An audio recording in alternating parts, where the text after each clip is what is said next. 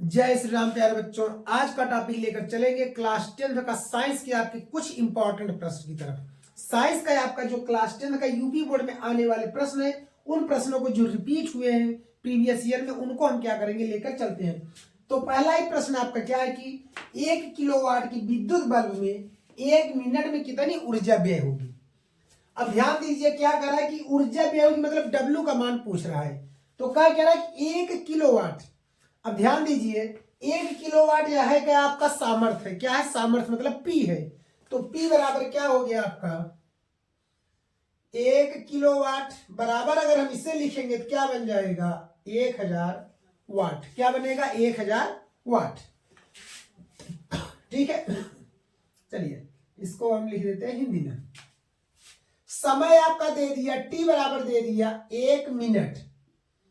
हम जानते हैं 1 मिनट में कितना सेकंड होता है, 60 सेकंड होता है। 1 मिनट में कितना सेकंड होता है, 60 सेकंड होता है। अब देखिए इसके बाद 60 सेकंड होता है और हमें पूछ रहा है ऊर्जा, पूछ रहा है ऊर्जा माने डब्ल्यू। डब्ल्यू बराबर क्या होगा, वाट गुणे घंटा या वाट गुणे सेकंड। तो हम लिखेंगे क्या, लेकिन यहाँ ऊर्जा कर रहे इसलिए घंटा नहीं लगाएंगे, तो लिखेंगे क्या P इंटू टी। तो होगा क्या, P का मान 1000, T का मान 60। तो गुणा कर देंगे 6 लिख के 4 जीरो, जो कि क्या बन जाएगा 6 गुणे 10 घाते 4 किसके रूप में हो जाएगा, जूल के रूप में हो जाएगी। यही हमारा क्या होगा मेरे प्यारे बच्चों, उत्तर होगा। अब देखिए प्रश्न दूसरा क्या कह रहा है आपका कि 450 वाट के एक विद्युत प्रेस, मतलब कि एक विद्युत प्रेस है जिसकी सामर्थ्य कितना है, 450 वाट है। कह रहा है 250 वोल्ट पर कार्य करने के लिए बनाई गई है और वह कितना वोल्ट की सप्लाई ले रही है, 225 वोल्ट का सप्लाई वो क्या कर रही है, ले रही है। ठीक है, तो क्या कर रहा है, उसका प्रतिरोध ज्ञात कीजिए, मतलब उसका कितना प्रतिरोध होगा उसका। ठीक है, तो उसको हमें क्या करना है, बताना है। तो देखिए सबसे पहले जो दिया है उसको लिख लेते, फिर आगे चर्चा करते हैं। तो शक्ति दे दिया, शक्ति हो गया, शक्ति P बराबर हो गया 450 वाट। और विभव दे दिया, विभव V बराबर हो गया 225 वोल्ट।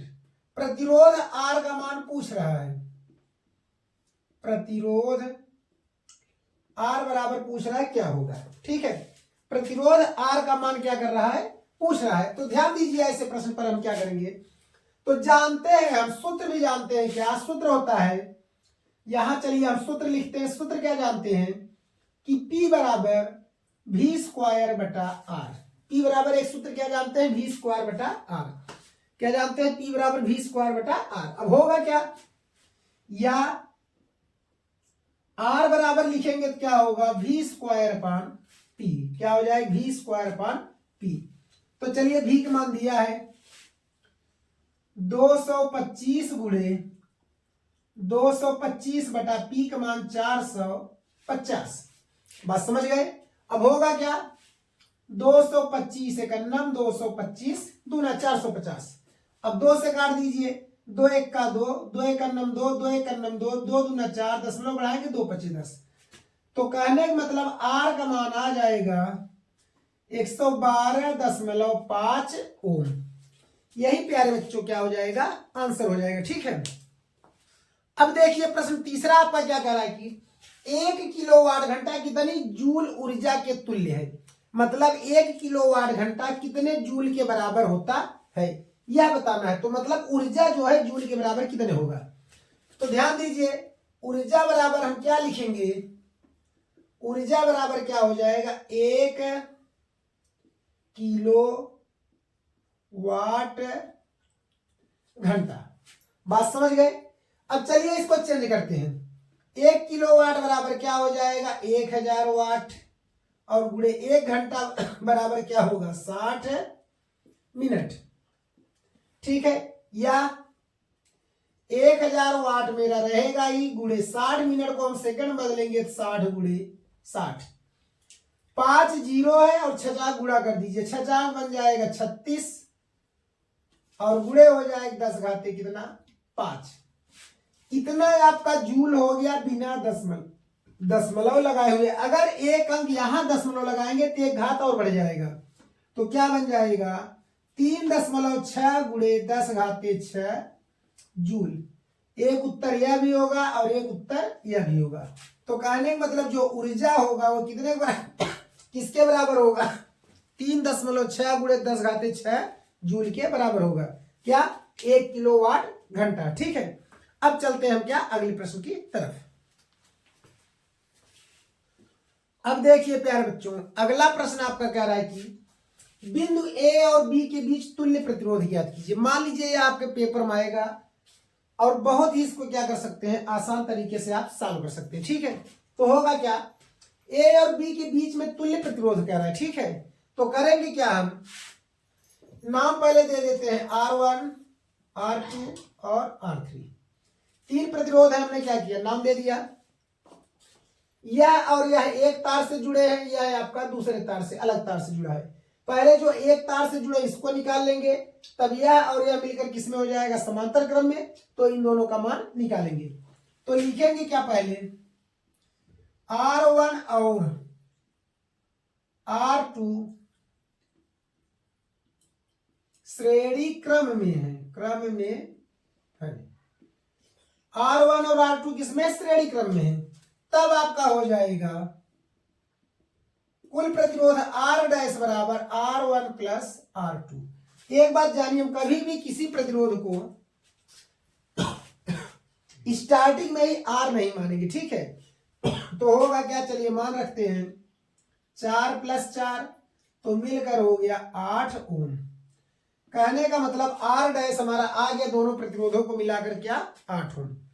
अब जब 8 ओम हो गया, अब यह 8 ओम और R3 किस क्रम में हो जाएंगे समांतर क्रम में हो जाएंगे। मतलब इसका चित्र ऐसे कुछ बन जाएगा प्यारे बच्चों, देख लीजिए इस तरह से।